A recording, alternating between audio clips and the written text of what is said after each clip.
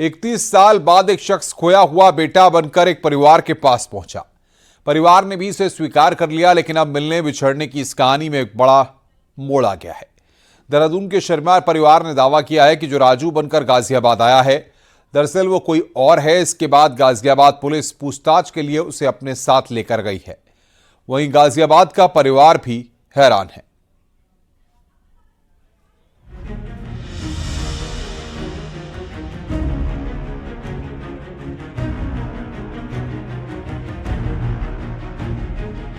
गाजियाबाद में एक परिवार को 31 साल बाद खुशियां मिली। उनके बेटे राजू का 31 साल पहले अपहरण हो गया था। जब पुलिस की मदद से राजू घर पहुंचा तो घर वालों ने भी उसे अपना लिया। लेकिन अब इस कहानी में एक बहुत बड़ा ट्विस्ट आ गया है, जिससे राजू के घर वाले भी असमंजस में पड़ गए हैं कि आखिर जो बेटा बनकर उनके घर आया है वो हकीकत में उनका बेटा है या नहीं। इसका कनेक्शन अब देहरादून से जुड़ गया है, क्योंकि देहरादून के एक परिवार ने बेहद ही गंभीर आरोप लगाए हैं, जिससे देहरादून और गाजियाबाद पुलिस भी दंग है। देहरादून के शर्मा परिवार का आरोप है कि जो राजू बनकर गाजियाबाद आया है, दरअसल उसका नाम राजू है ही नहीं। परिवार का दावा है कि जो गाजियाबाद में खुद को राजू बता रहा है, उसने अपना नाम मोनू बताया था। देहरादून में कपिल देव शर्मा का परिवार रहता है। करीब 16 साल पहले उनका बेटा भी खो गया था। 5 महीने पहले मोनू बनकर एक युवक ने पुलिस से संपर्क किया और बाद में शर्मा परिवार ने उसे अपना खोया हुआ बेटा मोनू मान लिया। उसने देहरादून एसएसपी ऑफिस पहुंचकर अपनी ऐसी अपहरण की कहानी सुनाई, जिससे पुलिस को भी यकीन हो गया। कपिल देव शर्मा का बेटा लोहिया नगर से गुम हुआ था। उसने ऐसी कहानी गढ़ी जो बिल्कुल हकीकत से मिलती जुलती थी। बाद में पुलिस ने परिवार की तलाश कर उसे सौंप दिया। काफी समय तक वो उनके साथ मोनू बनकर रहा। युवक पर शक इसलिए भी गहरा गया क्योंकि जो कहानी उसने गाजियाबाद में सुनाई, ठीक वैसी ही कहानी शर्मा परिवार को भी बताई। चाहे वो अपहरण करके राजस्थान ले जाने वाली बात हो, भेड़ बकरियां चराने और एक रोटी मिलने की बात हो। इस फैमिली को पिछले 5 से 6 महीने पहले ये पता चला कि उनका बेटा, जो कि सालों पहले से गुमशुदा था और वो पुलिस को मिल गया था। उस व्यक्ति ने अपनी एक ऐसी कहानी रची और पुलिस के पास गया और कहा कि मैं देहरादून का रहने वाला हूँ। कहानी के पात्र में आप उसके फादर आए थे। हाँ, क्या था, क्या कहानी बताई थी उसने या क्या हुआ था? मतलब कहानी उन्होंने माँ भी यही बताई थी, जहाँ से हम उसने लेके आते कि चहरी में से, कि मैं ऐसे ऐसे हूँ, ऐसे राजस्थान में मुझे कार की चौक से कोई ट्रक में ले गया, लाद के मुंह पे कपड़ा सुंघा के क्या है बेहोश करके, और मेरी आँख खुली राजस्थान में जाके, और तब से मैं भेड़ बकरी वहाँ चरा रहा हूँ और मुझे खाने के लिए वो शाम को सिर्फ एक रोटी दिया करते थे और दिन भर कुछ नहीं देते थे। तो क्या आपका बेटा भी गुम हुआ था? हमारा बेटा गुम हो रखा है 2008 में। 2008 में। तो वही कहानी उसने बताई थी आपको कि इस तरीके से गुम हुआ था, जिस तरीके से बेटा गुम हुआ था आपका, क्या वही कहानी? मतलब अब हमें ये तो नहीं पता कि वो किस टाइप से गुम हुआ, कैसे हुआ, क्योंकि उस टाइम आपका जो है ये नगर निगम के इलेक्शन चल रहे थे 2008 में। मोनू ने शर्मा परिवार से कहा कि वो नौकरी के लिए दिल्ली जा रहा है, लेकिन जब गाजियाबाद की कहानी सुनी तो इसके बाद शर्मा परिवार भी मीडिया के सामने आ गया। परिवार का कहना है कि मोनू घर में झगड़ा करता था। उसका स्वभाव बेहद आक्रामक हो गया था। तो उसकी मम्मी के पास भेज दिया था। फिर वो फिर भी जाते ही रहता था बाहर। अच्छा, अभी कब गया था वो? 21 का हो गया था जी। इसी 21 को? हाँ जी। तो क्या कह के गया था? ये कह के गया था मैं काम दिल्ली जा रहा हूँ, मैं काम पैकिंग का काम करने जाऊंगा पेनों की। अच्छा। हाँ जी। अब देहरादून पुलिस भी मामले की जांच में जुटी है। वहीं गाजियाबाद में राजू बनकर जिस परिवार के पास वो पहुंचा था, अब वो भी अचंभित है। राजू बनकर आए शख्स की मां का कहना है कि राजू की 3 निशानियां देखकर उन्हें यकीन हो गया था कि वही उनका खोया हुआ बेटा है। उसके माथे पर चोट का निशान भी था। राजू की मां का कहना है कि उसका व्यवहार बहुत अजीब था, लेकिन अब देहरादून से आई खबर से सभी के होश उड़े हुए हैं। तो अब राजू को पुलिस ले गई अपने साथ पूछताछ के लिए। वो हमें बहुत परेशान कर रहा था। क्या कह रहा था? वो शाम के टाइम लेकर के चलते हैं घर से। मैं नहीं रहता, मैं नहीं करता, मुझे अपने माँ बाप देखने के अब उसको हमारा कहना ये है कि राजू का डीएनए टेस्ट हो गया, ठीक है, और डीएनए टेस्ट मैच करता है तो हम लेंगे, और मैच नहीं करता है तो हम नहीं लेंगे। हम दूसरे को क्यों करें? बिल्कुल सच्चाई है कि दूसरे के बच्चों को क्यों लें, लेकिन जैसा माता जी बता रही है कि 3 निशानी और तीनों मिल भी रही है। हाँ, 3 निशानी मिल रही है, निशानी बनाई भी तो जा सकती। पुलिस पूछताछ के लिए राजू को अपने साथ ले गई है। वहीं घर वाले डीएनए टेस्ट की भी मांग कर रहे हैं। ये वही परिवार है जो इससे 3 दिन पहले बेहद खुशियां मना रहा था कि 31 साल बाद उनका बेटा घर पर वापस आया है, लेकिन जैसे ही पता चला कि देहरादून में भी ऐसी ही स्टोरी बनाकर राजू ने एक और परिवार के साथ ऐसा किया, उसके बाद पुलिस ने राजू को तफ्तीश के लिए, पूछताछ के लिए अपने पास ले लिया है, डिटेन किया हुआ है। वहीं दूसरी ओर परिवार का कहना यह है कि अब ऐसे में वो राजू का डीएनए कराएंगे। डीएनए से इस बात का चल पाएगा कि राजू उनका असल बेटा है या नहीं। कैमरा पर्सन सतीश के साथ अमित राणा, न्यूज़ 18 उत्तर प्रदेश। हरदोई से एक बेहद ही चौंकाने वाला मामला सामने आया। यहां एक ग्राहक पर 10 रुपए की उधारी थी, जिसे दुकानदार ने पुलिस की मदद से वापस ले ली।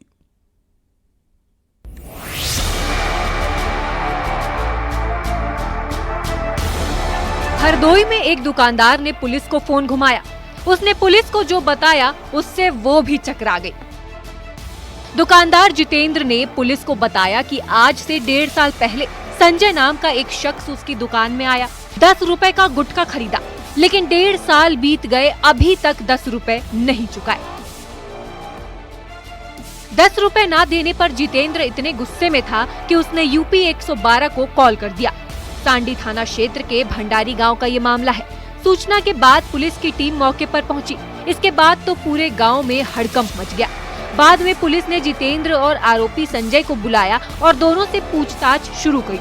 पुलिस के आने से पहले ही आरोपी ने जितेंद्र को 10 रुपए लौटा दिए। ये सर हमारी दुकान पर से 10 रुपए की पुड़िया खा कर आए थे। अच्छा, नहीं दे रहे थे। 10 रुपए की पुड़िया इन्होंने खा ली। कब खाई थी?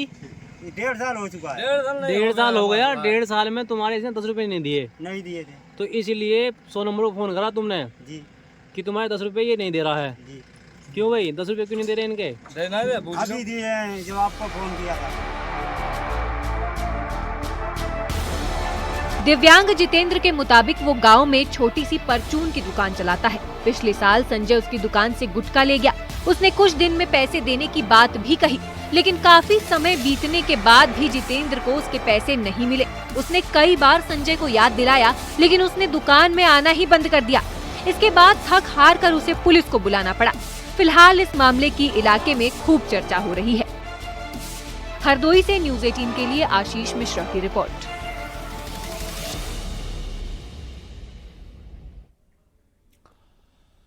काशी की तस्वीर पूरी तरह बदल गई है। वहीं पर्यटन के लिहाज से भी इसे विकसित करने का काम लगातार चल रहा है।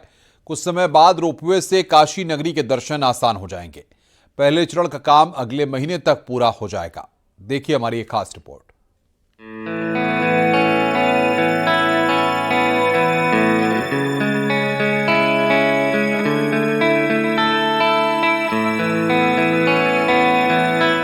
काशी का पूरी तरह कायाकल्प हो चुका है। धार्मिक और सांस्कृतिक विरासत को मजबूती मिली है। काशी विश्वनाथ कॉरिडोर आज देश दुनिया में भारत और काशी की पहचान है। पर्यटन के लिहाज से भी काशी नगरी को संवारने का काम लगातार जारी है। अब वो दिन दूर नहीं है जब यहाँ रोपवे से काशी के दर्शन होंगे। देश के पहले अर्बन ट्रांसपोर्ट रोपवे परियोजना का पहला चरण अगले महीने में पूरा कर लिया जाएगा। फरवरी में फाइनल ट्रायल होगा। काशी को आसमान से निहारते हुए कैंट स्टेशन से गदौलिया तक पहुंचा जा सकेगा। हालांकि अभी पहले चरण में कैंट स्टेशन से रथ यात्रा तक रोपवे शुरू होगा। काशी में बन रहा देश का पहला अर्बन ट्रांसपोर्ट रोपवे का पहला चरण अब पूरा होने को है और 3 दिसंबर से रोपवे के लिए रोप पुलिंग जो है वो शुरू होगी। यानी कि आम भाषा में कहें तो जो रस्सी है उनको डाला जाएगा, खिंचाई होगी। सबसे खास तस्वीर इस वक्त मैं आपको दिखा रहा हूं, वो जहां पर जब आप रोपवे पे आएंगे तो आपको ऊंचाई से काशी कैसी नज़र आएगी ये है, क्योंकि मैं रोपवे के इस वक्त काशी विद्यापीठ स्टेशन पर हूं। सामने आपको जो इंजीनियर्स दिख रहे हैं ये सभी स्विट्जरलैंड से आए हैं, क्योंकि इसकी रोप पुलिंग अब शुरू होनी है। पहले रोप पुलिंग 12 नवंबर से होनी थी, लेकिन देव दीपावली की वजह से प्रशासन ने इसे टाल दिया था। अब 18 के 18 टावर इंस्टॉल हो चुके हैं। अब मैं कैमरा पर्सन कहूँगा तस्वीरें दिखाएं थोड़ा ऊंचाई से, किस तरीके से आपको आगे इसके भी टावर दिखाई दे रहा होगा। तो कैंट रेलवे स्टेशन से रथ यात्रा तक 18 टावर इंस्टॉल हो चुके हैं। करीब 2.5 किलोमीटर की ये पूरी रोप पुलिंग होनी है। कैंट, भारत माता मंदिर और रथ यात्रा में रोपवे स्टेशन तैयार हो चुका है। तीनों स्टेशनों पर 14 एलिवेटर लिफ्ट और 13 एस्केलेटर लगाए जाएंगे।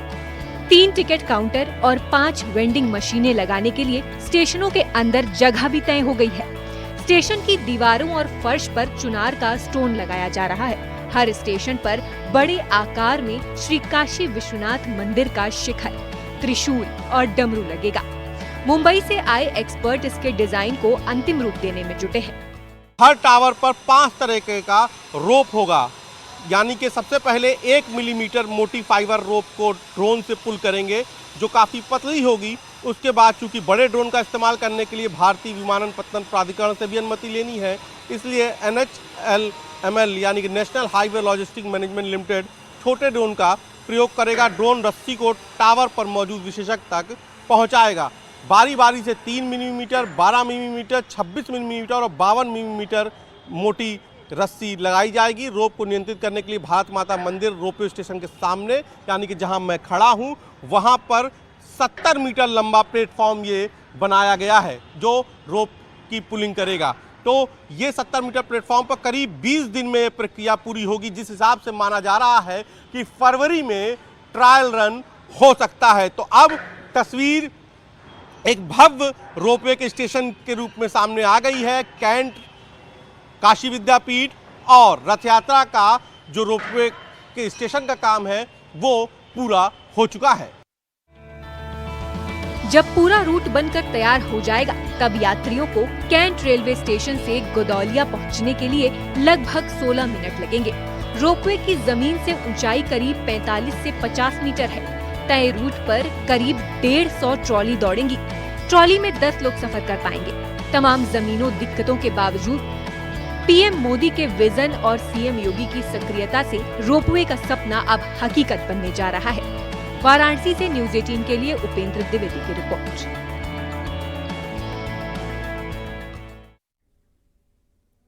देवभूमि उत्तराखंड आज भी अपनी सांस्कृतिक विरासत को बचाए और संजोए हुए है।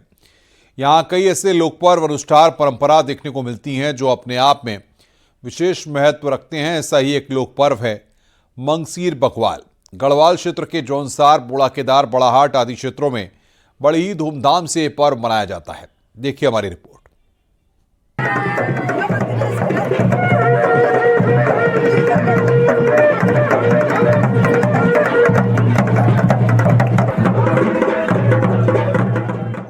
ये तस्वीरें हैं उत्तरकाशी की, जहां आजकल मंगसीर बगवाल की धूम देखी जा रही है। गांव-गांव में रात भर ग्रामीण भेलू घुमाते नजर आ रहे हैं। इस अवसर पर बाल बगवाल, बेटी बगवाल, मुख्य बगवाल, भैलू नृत्य, रासो नृत्य, रसाकसी गढ़ चित्रकला प्रदर्शनी, गढ़ संग्रहालय प्रदर्शनी, गढ़भोज स्टॉल और फैशन शो का भी आयोजन किया गया। गढ़वाल क्षेत्र के जौनसार, बूढ़ा केदार, बड़ाहाट क्षेत्रों में बड़ी ही धूमधाम से मंगसीर बगवाल मनाया जाता है और ये 3 दिवसीय पर्व दिवाली के ठीक 1 महीने बाद मनाया जाता है।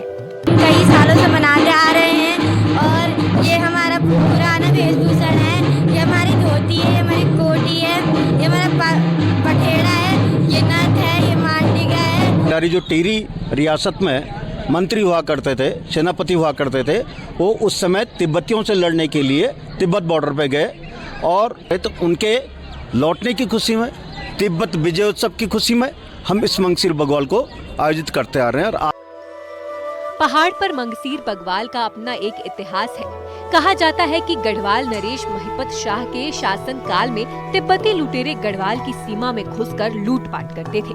तिब्बती लुटेरों को रोकने के लिए राजा ने माधो सिंह भंडारी एवं लोदी रिखौला के नेतृत्व में अपनी सेना तिब्बत पर आक्रमण के लिए भेज दी थी। जैसे जैसे गांवों में वीर सैनिकों के वापस लौटने की सूचना मिली, टिहरी रियासत के सकलाना, संपूर्ण जौनपुर, बड़ाहाट, खाई, टकनौर, बाड़ागड्डी, धनारी, धौंतरी, प्रताप नगर आदि क्षेत्रों में इसे विजयोत्सव अथवा मंगसीर बगवाल के रूप में मनाया जाने लगा। ये हमारे वीर बड़ों के सम्मान में मनाया जाने वाला त्यौहार है, जो कि महाराजा महिपत के शासनकाल में जब तिब्बती लुटेरे यहाँ पे आए थे, उन्होंने लूटपाट करी थी। फिर हमारे जो वीर भट सेनापति माधव सिंह जी थे और लोधी खोला जी थे, उन्होंने उनके साथ युद्ध किया और उनको मार भगाया और दीपावली के दौरान लोग नहीं पहुँच पाए। तो उसके ठीक 1 महीने बाद वो लोग पहुँच पाए जब युद्ध जीत करके, और तो उसके सम्मान में, उसकी खुशी में हम तिब्बत विजय उत्सव का त्यौहार मनाते हैं। जो हमारे जो है कल्चर है या हमारी बोलचाल है, उन सब के संरक्षण के लिए जो है विगत 17 सालों से जो है ये इस कार्यक्रम को जो है लगातार करवा रही है। पहाड़ पर मंगसीर की बग्वाल उत्तराखंड की संस्कृति का भी प्रतीक है, जहां 3 दिनों से मंगसीर की बग्वाल की धूम है देखने को मिल रही। न्यूज़ 18 के लिए उत्तरकाशी से बलवीर परमार की रिपोर्ट। रामनगर वन प्रभाग कालाडूंगी में एक नया टूरिज्म जोन शुरू करने जा रहा है, जहां लोग जिम कॉर्बेट के गांव के दीदार तो करेंगे, साथ ही जंगल सफारी का भी मजा ले सकेंगे। देखिए रिपोर्ट।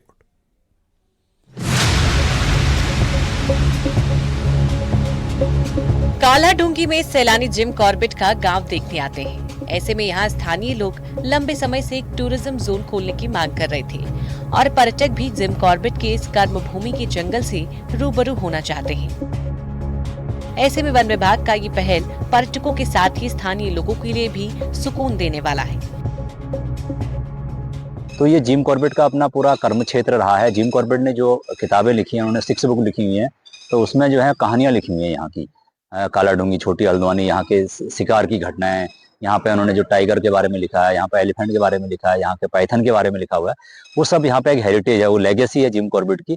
तो पर्यटकों के लिए भी एक बड़ा आकर्षण केंद्र रहेगा। वन विभाग 15 दिसंबर को इस जोन को खोलने की कोशिश में जुटा हुआ है, जिससे कि क्रिसमस और नए साल पर सैलानियों को नया जोन देखने का मौका मिल सके। इस जोन में सुबह और शाम 30 जिप्सियां पर्यटकों को घुमाने ले जाएंगी। हमारा जो कालाडूंगी में जोन खोल रहा है वो एक्चुअली कॉर्बेट हेरिटेज सफारी के नाम से है, क्योंकि कॉर्बेट हेरिटेज सफारी वो पूरा ट्रेल बना हुआ है। ऐसे नहीं कि बस सफारी चलेगा, उसमें विंटर हाउस और छोटी हल्द्वानी और आयन फाउंड्री और हमारा कॉर्बेट फॉल्स, बरातीरा फॉल्स, ये सब का एक ट्रेल बना के हम इसको तैयार करने का कोशिश कर रहे हैं। कालाडूंगी में नया जोन खोले जाने से यहाँ पर्यटकों के लिए सफारी के ऑप्शंस बढ़ेंगी। वहीं यहाँ पर कालाडूंगी क्षेत्र में रोजगार के लिए भी मील का पत्थर साबित हो सकता है। न्यूज़ 18 के लिए कालाडूंगी से गोविंद पाटनी की रिपोर्ट।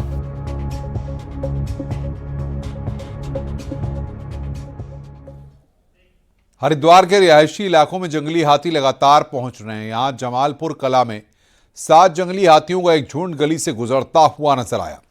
हालांकि स्थानीय निवासी जंगली हाथियों को घर के सामने आवाजाही करते देख जरूर दहशत में हैं। गौरतलब है कि आए दिन इस इलाके में जंगली हाथी चहलकदमी करते हुए नजर आ रहे हैं। स्थानीय लोग लगातार वन विभाग से हाथियों पर रोक लगाने की मांग कर रहे हैं।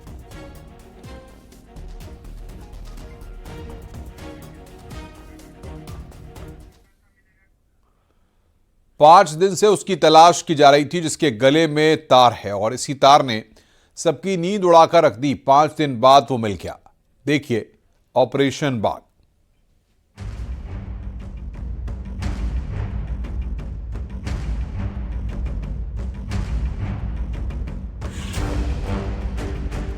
महाराज भी ढूंढे उसके निशान,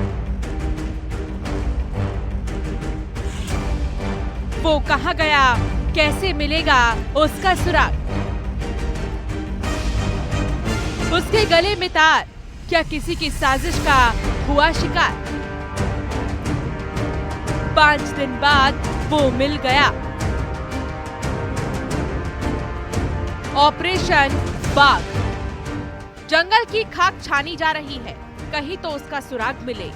बस वो कभी नजर आता है तो फिर गायब हो जाता है।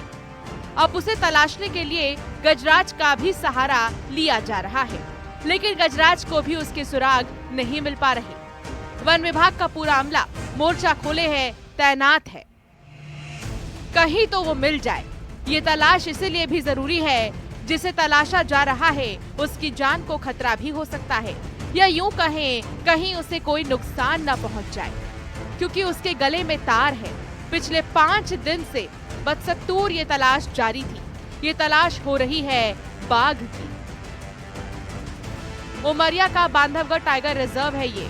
खितौली जोन में टाइगर सफारी के दौरान सैलानियों ने धमधमा नाला के पास एक बाघ को गले में फंदा लगाए घूमते देखे जाने के बाद खबर जंगल से निकलकर बाहर आई और शिकार के साजिश की आशंका से हड़कंप मच गया। सूचना के बाद टाइगर रिजर्व के ऑफिसर तत्काल एक्शन में आ गए और पूरी रेस्क्यू टीम के साथ मौके पर पहुंचकर बाघ की निगरानी शुरू की गई। बांधवगढ़ के 4 एक्सपर्ट हाथियों के साथ वन महकमे की जंबो टीम बाघ की निगरानी में जुटी, लेकिन बाघ लगातार मूवमेंट कर रहा था, जिसका रेस्क्यू करना आसान नहीं था। 5 दिन बाद बाघ का सुराग हाथ लग ही गया। ऑपरेशन बाघ में बड़ा अमला जुटा था। 5 दिन से गले में तार डाले घूम रहे बाघ को ट्रैंकुलाइज किया गया। उसके बाद सबसे पहले उसके गले से तार निकाला गया। तार की वजह से बाघ का गला पूरी तरह जख्मी हो गया था। अब इस जख्म से सर्जरी न कराना पड़ जाए, लिहाजा चिकित्सीय परामर्श के बाद बाघ को वन विहार भोपाल भेजा जा रहा है। 5वें दिन पनपथा बफर के जुगुआ बीट में बाघ नजर आया और उसे तत्काल रेस्क्यू कर पिंजरे में कैद कर लिया गया। खास बात तो यह है कि जिस इलाके में हाल ही में 11 हाथियों की मौत से पूरे देश में हड़कंप मचा था, उसी सलखानिया बीट में ही इस बाघ के गले में तार का फंदा लगा देखा गया था। उमरिया में विजेंद्र तिवारी के साथ bureau report, news 18 MP Chhattisgarh.